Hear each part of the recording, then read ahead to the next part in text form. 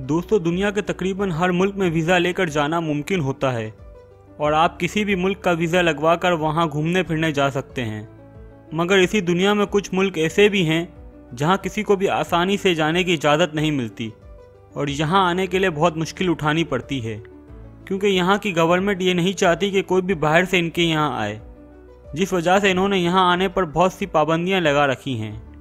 आज की इस वीडियो में 5 ऐसे मुल्कों की बात करेंगे जहाँ पर जाना इतना आसान नहीं है। इस लिस्ट में 5वें नंबर पर अमेरिका आता है। एक वक्त था जब अमेरिका का वीज़ा लेना काफ़ी आसान था और अमेरिका दुनिया भर से पढ़े लिखे लोगों को फ़ौरन वीज़ा दे दिया करता था। मगर अमेरिका में आजकल वीज़ा लेना बहुत मुश्किल बना दिया गया है और अब यहाँ आना और वीज़ा लेना ख़ास तौर पर कुछ कंट्रीज़ के लिए तो बहुत मुश्किल हो गया है। एशिया के मुल्कों पर भी अमेरिका ने कड़ी रोक लगा रखी है और बहुत छानबीन के बाद यह वीज़ा इशू किया जाता है। ऐसा ना सिर्फ टेररिज्म के डर की वजह से किया जाता है, बल्कि अमेरिकियों को ये डर भी है कि बाहर से आने वाले लोग इनकी नौकरियां ले रहे हैं, जिस वजह से अमेरिकियों को अच्छी नौकरियां नहीं मिलती। तो इसलिए भी अमेरिका की हुकूमत ने अब बाहर से आने वालों के लिए काफ़ी हद तक पाबंदियां लगाई हैं। दोस्तों, ईरान का नंबर इस लिस्ट में 4थे नंबर पर है, क्योंकि ईरान जाना भी बहुत आसान नहीं है। अमेरिका से झगड़े की वजह से ईरान हमेशा इस डर में रहता है कि अमेरिका यहाँ कोई जासूस ना भेज दे। इसी वजह से ईरान ने अपने यहाँ आने वाले हर किसी पर रोक टोक लगा रखी है। वैसे भी ईरान के कानून के मुताबिक यहाँ पर कोई औरत अकेली नहीं आ सकती, इसके साथ किसी मर्द का होना ज़रूरी है। ये और इस जैसे दूसरे रीज़न हैं कि ईरान में लोगों पर काफ़ी चेक रखा जाता है और अगर कोई वीज़ा इशू भी किया जाए तो एक शहर से दूसरे शहर जाने पर पाबंदी लगाई जाती है और साथ साथ ईरान की सिक्योरिटी फोर्सेस भी उन पर नज़र रखती हैं। यही वजह है कि ईरान में हर साल ज़्यादा टूरिस्ट नहीं आते। दोस्तों, दुनिया का सबसे बड़ा मुल्क रशिया इस लिस्ट में 3रे नंबर पर है। रशिया में घूमने फिरने की बहुत जगहें हैं और यहाँ का हुस्न हर किसी को अपनी तरफ खींचता है, मगर यहाँ आना हर किसी के बस की बात नहीं है। ये लोगों को वर्क वीज़ा भी बहुत कम ही देता है और यहाँ की हुकूमत सोवियत दौर से ही बाहर से आने वालों को पसंद नहीं करती। सोवियत यूनियन के दौर में तो रशिया के अंदर ही एक शहर से दूसरे शहर जाने के लिए पासपोर्ट की ज़रूरत पड़ती थी।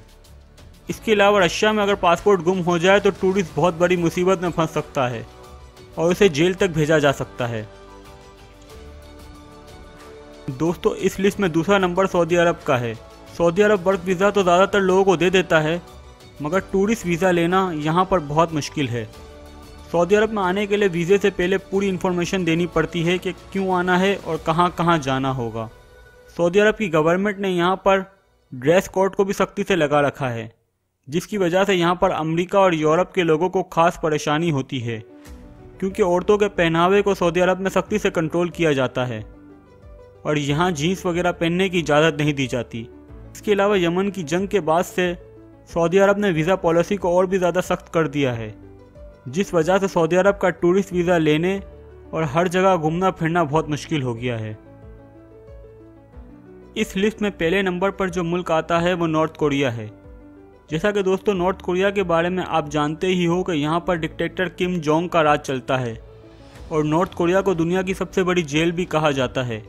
इसीलिए इस जेल में आना और जाना नॉर्थ कोरिया की गवर्नमेंट की मर्ज़ी के बगैर मुमकिन नहीं और यहाँ ना सिर्फ आने पर बल्कि जाने पर भी बड़ी रोक टोक लगाई जाती है।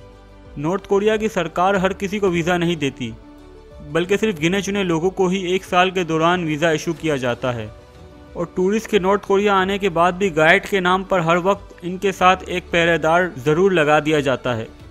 इसके अलावा भी किसी भी टूरिस्ट को यहाँ पर हर जगह की तस्वीर लेने या वीडियो बनाने की इजाज़त नहीं दी जाती, बल्कि जहाँ जहाँ गाइड इजाज़त दे वहाँ की ही तस्वीर ली जा सकती है, क्योंकि नॉर्थ कोरिया की गवर्नमेंट अपने मुल्क में गुर्बत और मुसीबत के मारे लोगों की तस्वीरें दिखाना पसंद नहीं करती।